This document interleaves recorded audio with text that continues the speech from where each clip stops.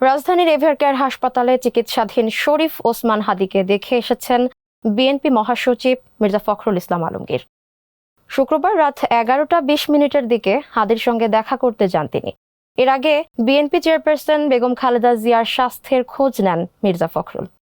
কিছুক্ষণ আগেই আজকে কালকে আপনার শিডিউল ঘোষণা হয়েছে, আর আজকেই আপনার একজন প্রার্থীকে গুলি করা হয়েছে 8 নম্বরে ঢাকার 8-এর মধ্যে হাদি সাহেব, ইনসাফ পার্টির প্রার্থী বোধহয়।